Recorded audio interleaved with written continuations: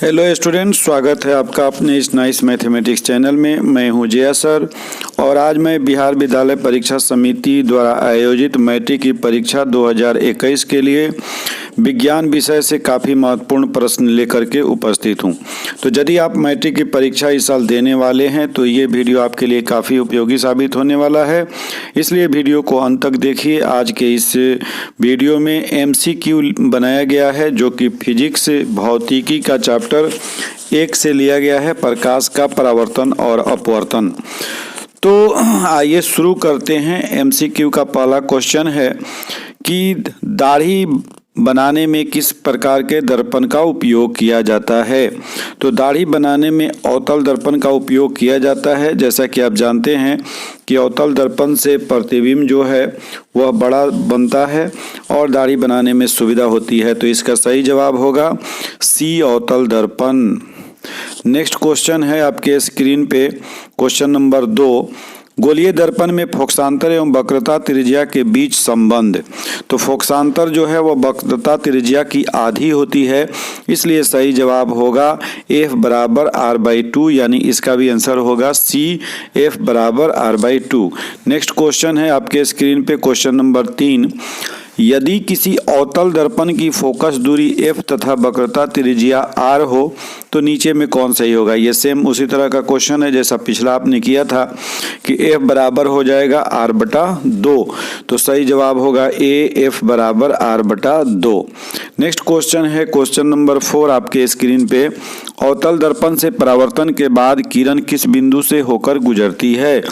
तो अवतल दर्पण से परावर्तन के बाद किरण जो है वह फोकस बिंदु यानी F से होकर गुजरती है, इसलिए सही जवाब होगा B, F से होकर। नेक्स्ट सवाल है सवाल नंबर 5 आपके स्क्रीन पे। किसी दर्पण से वस्तु को कहीं भी रखने से वस्तु के बराबर आकार का सीधा प्रतिबिंब बनता है, तो वह दर्पण कैसा होगा। तो सवाल को आसानी से समझ लीजिए। किसी दर्पण से वस्तु को कहीं भी रखने से वस्तु के बराबर आकार का सीधा प्रतिबिंब जो है वह समतल दर्पण में ही बनता है, इसलिए इसका सही जवाब होगा सी, समतल। नेक्स्ट क्वेश्चन है क्वेश्चन नंबर 6। प्रकाश के अपवर्तन के कितने नियम हैं। तो प्रकाश के अपवर्तन का नियम पूछे या परावर्तन के नियम पूछे, ये 2 नियम होते हैं, इसलिए सही जवाब होगा बी, 2 नियम। नेक्स्ट प्रश्न है प्रश्न संख्या 7। प्रकाश का वर्ण विक्षेपण किस उपकरण से संभव होता है। तो प्रकाश का वर्ण विक्षेपण जो है वह प्रिज्म में संभव होता है, इसलिए सही जवाब होगा सी, प्रिज्म। नेक्स्ट क्वेश्चन है क्वेश्चन नंबर 8। किसी गोलीय दर्पण की वक्रता त्रिज्या 50 सेंटीमीटर है तो उसकी फोकस दूरी। तो हम लोग जानते हैं वक्रता त्रिज्या की आधी होती है फोकस दूरी, तो 50 का आधा हो जाएगा 25, इसलिए सही जवाब होगा सी। नेक्स्ट क्वेश्चन है क्वेश्चन नंबर 9। 1 मीटर फोकस दूरी वाले उत्तल लेंस की क्षमता होगी। तो 1 मीटर फोकस दूरी वाले उत्तल लेंस है, ये लेंस है उत्तल, इसलिए इसकी क्षमता पॉजिटिव होगी और चूंकि 1 मीटर है इसलिए 1 डायोप्टर हो जाएगा, इसलिए इसका सही जवाब होगा बी, 1 डायोप्टर। नेक्स्ट क्वेश्चन है क्वेश्चन नंबर 10। किसी उत्तल लेंस की फोकस दूरी हमेशा होती है। तो उत्तल लेंस की फोकस दूरी हमेशा धनात्मक होती है और अवतल का हमेशा ऋणात्मक, तो इसका सही जवाब आप लिखेंगे ए, धनात्मक। नेक्स्ट क्वेश्चन है क्वेश्चन नंबर 11। प्रकाश का वेग न्यूनतम होता है, यानी यहाँ जो दिया गया है इसमें सबसे कम प्रकाश का वेग कहाँ होता है। तो निर्वात में, जल में, वायु में, कांच में। तो प्रकाश का वेग न्यूनतम होता है कांच में, सही जवाब होगा कांच। नेक्स्ट है निम्न में कौन सा पदार्थ लेंस बनाने के लिए प्रयुक्त नहीं किया जाता। तो जैसे जल के बूंद को भी लेंस के रूप में यूज किया जाता है, कांच का लेंस बनता ही है, प्लास्टिक का भी बनता है, मिट्टी का बनाना संभव नहीं है, इसलिए इसका सही जवाब होगा मिट्टी, डी ऑप्शन। नेक्स्ट क्वेश्चन है क्वेश्चन नंबर आपका 13। काल्पनिक प्रतिबिंब होता है। तो काल्पनिक प्रतिबिंब हमेशा सीधा होता है और वास्तविक प्रतिबिंब हमेशा उल्टा होता है, ये याद रखना है, तो इसका सही जवाब होगा ए, सीधा। नेक्स्ट क्वेश्चन है क्वेश्चन नंबर 14। किस दर्पण से हमेशा वस्तु से छोटा प्रतिबिंब प्राप्त होता है? तो उत्तल दर्पण से हमेशा छोटा प्रतिबिंब प्राप्त होगा और सीधा होगा, ये होता है बी उत्तल। नेक्स्ट क्वेश्चन है क्वेश्चन नंबर 15। 4 डायोप्टर क्षमता वाले अवतल लेंस की फोकस दूरी होगी। 4 डायोप्टर वाले अवतल लेंस की फोकस दूरी होगी। तो डायोप्टर 4 है और फोकस दूरी बराबर होता है 1/p। तो 1/p करेंगे तो ये 1 बाई कितना हो जाएगा, 4 मीटर में होगा, और इसको सेंटीमीटर में आप चेंज करेंगे तो ये 25 सेंटीमीटर हो जाएगा। तो इसका सही जवाब हो गया बी 25 सेंटीमीटर। नेक्स्ट क्वेश्चन है क्वेश्चन नंबर 16। किसी उत्तल लेंस का फोकसांतर 50 सेंटीमीटर है तो उसकी क्षमता। तो फोकसांतर 50 सेंटीमीटर है तो इसकी क्षमता निकालने के लिए 1/f करते हैं, और चूंकि ये उत्तल है तो उत्तल का हमेशा धनात्मक होगा, और 50 सेंटीमीटर को आप मीटर में बदलेंगे तो 1/2 होगा। इसको रिवर्स करेंगे तो 2 आ जाएगा, यानी कि +2 आ जाएगा। तो ये ऑप्शन डी सही होगा, +2 डायोप्टर। तो इस तरह के महत्वपूर्ण वीडियो के लिए आप देखते रहिए हमेशा नाइस मैथमेटिक्स चैनल। और यदि अभी तक आप इस चैनल पे नए हैं या अभी तक आपने चैनल को सब्सक्राइब नहीं किया है तो फटाफट से सब्सक्राइब कर लीजिए और बेल आइकॉन दबाना नहीं भूलिएगा, क्योंकि हम लेकर के आते हैं आपके लिए काफ़ी महत्वपूर्ण वीडियोज़। और हाँ, यदि आप पहले के वीडियो नहीं देखे हैं तो साइंस का, मैथ का, SST का, इंग्लिश का, हिंदी का, सबका वीडियो बना हुआ है, ऑब्जेक्टिव का भी। तो आप डिस्क्रिप्शन बॉक्स में जाइए और वहाँ से आप अपना लिंक क्लिक कीजिए और सीधे चले जाइए। अब मैथ MCQ का क्वेश्चन है, साइंस का भी है, सबको देखिए और अपने परीक्षा की तैयारी कीजिए। तो नेक्स्ट क्वेश्चन है क्वेश्चन नंबर 17। किस दर्पण से वस्तु का बड़ा प्रतिबिंब बनता है? तो अवतल दर्पण से वस्तु का बड़ा प्रतिबिंब बनता है, इसलिए सही जवाब होगा आपका बी अवतल दर्पण। कौन दर्पण? अवतल। नेक्स्ट है क्वेश्चन नंबर 18। 2 डायोप्टर क्षमता वाले लेंस का फोकसांतर होता है। तो 2 डायोप्टर क्षमता वाले लेंस का फोकसांतर आपका 50 सेंटीमीटर हो जाएगा। 18 का आंसर होगा डी। नेक्स्ट है अगला क्वेश्चन नंबर 19। प्रकाश के परावर्तन के कितने नियम हैं? तो प्रकाश के परावर्तन का हो या अपवर्तन का हो, 2 नियम होता है, इसलिए सही जवाब होगा बी। नेक्स्ट क्वेश्चन है क्वेश्चन नंबर 20। समतल दर्पण द्वारा बना प्रतिबिंब वास्तविक, काल्पनिक, दोनों, इनमें कोई नहीं। तो समतल दर्पण से हमेशा काल्पनिक प्रतिबिंब बनता है, तो सही जवाब होगा 20। नेक्स्ट क्वेश्चन है क्वेश्चन नंबर 21। जब प्रकाश की किरण हवा से कांच में प्रवेश करती है तो मुड़ जाती है। तो अब देखिए, विरल माध्यम से सघन माध्यम में यदि प्रकाश की किरण प्रवेश करती है तो अभिलंब की ओर मुड़ती है, और सघन माध्यम से विरल माध्यम में प्रवेश करती है तो अभिलंब से दूर मुड़ती है। तो यहाँ हवा से कांच में जा रही है, यानी विरल से सघन में जा रही है, इसलिए अभिलंब की ओर मुड़ेगी। तो सही जवाब होगा आपका बी अभिलंब के निकट। नेक्स्ट है किसी दर्पण से आप चाहे कितनी ही दूरी पर खड़े हों, आपका प्रतिबिंब सदैव सीधा प्रतीत होता है। संभवतः दर्पण है समतल, या तो समतल या उत्तल, केवल उत्तल और केवल अवतल। तो देखिए, समतल दर्पण में भी हमेशा सीधा प्रतिबिंब बनता है और उत्तल दर्पण में भी हमेशा सीधा प्रतिबिंब बनता है। तो इसका सही जवाब होगा बी, या तो समतल या तो उत्तल। नेक्स्ट क्वेश्चन है क्वेश्चन नंबर 22। फोटोग्राफी कैमरा का अभिदृश्यक होता है। फोटोग्राफी कैमरा का अभिदृश्यक जो है वह उत्तल लेंस होता है, इसलिए सही जवाब होगा आपका ए उत्तल लेंस। नेक्स्ट क्वेश्चन है 24 नंबर। साइड मिरर के रूप में प्रयुक्त होता है। वाहन वगैरह जो है, बस, ट्रक या कोई भी मोटर व्हीकल्स है, उसके ड्राइवर के दाहिने तरफ उसके साइड में उत्तल दर्पण का उपयोग किया जाता है, जो कि पीछे के बहुत सारे एरिया को कवर करके दिखाता है, छोटा करके। तो इसका सही जवाब हो जाएगा आपका उत्तल दर्पण। तो उत्तल दर्पण बी ऑप्शन में है, इसलिए बी। नेक्स्ट सवाल है सवाल नंबर 25। एक अवतल दर्पण की फोकस दूरी 10 सेंटीमीटर है तो उसकी वक्रता त्रिज्या। तो वक्रता त्रिज्या फोकस दूरी की दुगुनी होती है, इसलिए सही जवाब होगा 20 सेंटीमीटर। नेक्स्ट क्वेश्चन है किसी माध्यम के अपवर्तनांक 1 का मान होता है। तो किसी माध्यम के अपवर्तनांक का मान जो है वह साइन आई बटा साइन आर होता है, इसलिए सही जवाब होगा बी साइन आई बटा साइन आर। नेक्स्ट क्वेश्चन है 27, निर्गत किरण एवं अभिलंब के बीच के कोण को क्या कहते हैं? निर्गत किरण और अभिलंब के बीच के कोण को परावर्तन कोण कहते हैं, इसलिए सही जवाब होगा बी। नेक्स्ट सवाल है, अवतल लेंस का आवर्धन बराबर होता है। तो आवर्धन जो है वह हमेशा प्रतिबिंब की ऊंचाई और वस्तु की ऊंचाई या प्रतिबिंब की दूरी और वस्तु की दूरी का अनुपात होता है, इसलिए यहाँ v/u जो है प्रतिबिंब की दूरी और वस्तु की दूरी का अनुपात है, तो v/u हो जाएगा।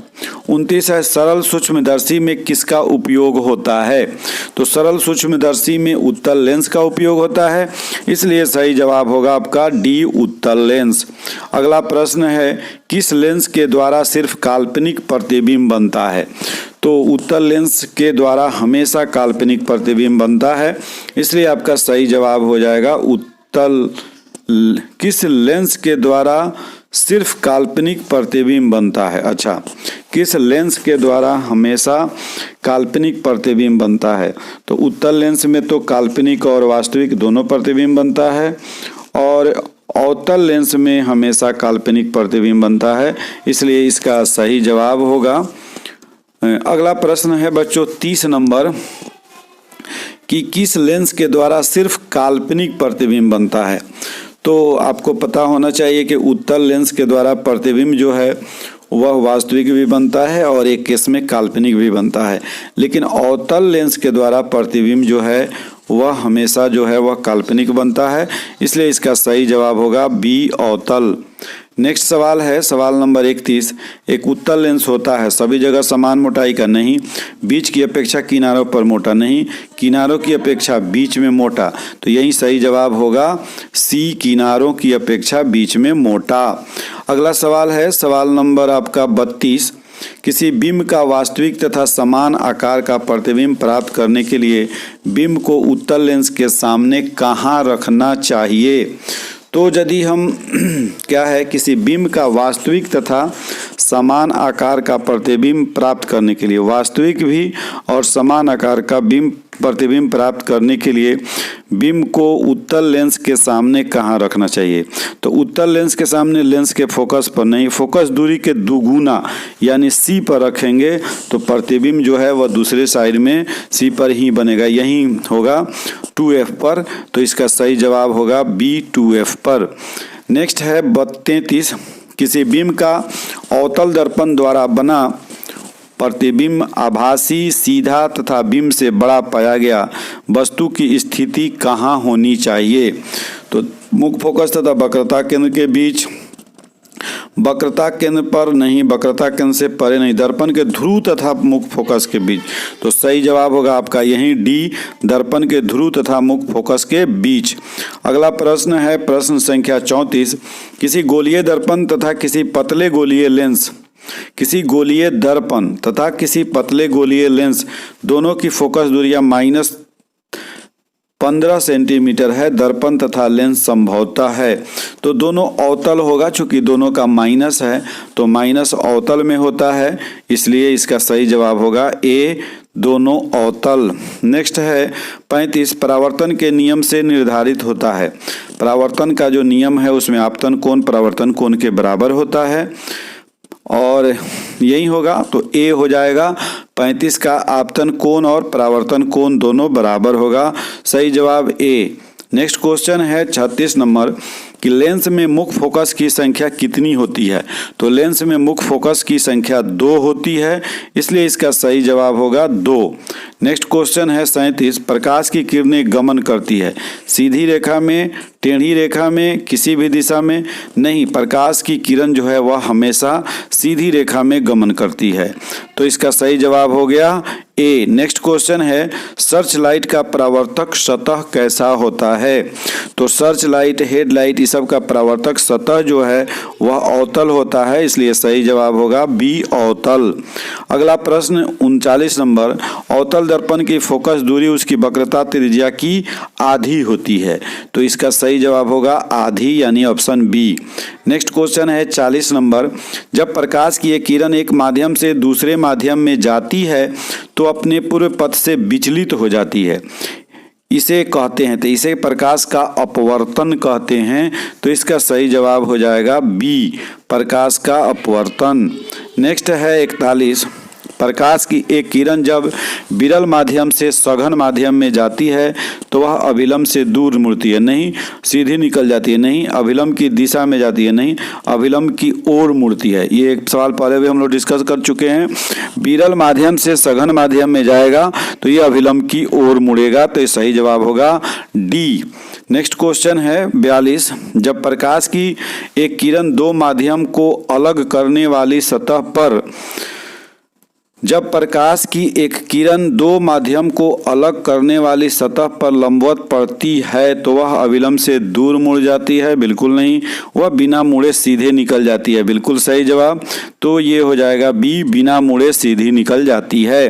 अगला प्रश्न है 43 नंबर, पानी से भरी बाल्टी की गहराई कम मालूम पड़ने का क्या कारण है, तो ये प्रकाश के अपवर्तन के कारण ये घटना होती है कि पानी का सतह जो है वह पेंदी जो है थोड़ा ऊपर उठ करके दिखाई देता है और गहराई कम महसूस होता है, तो इसका सही जवाब होगा बी, प्रकाश का अपवर्तन।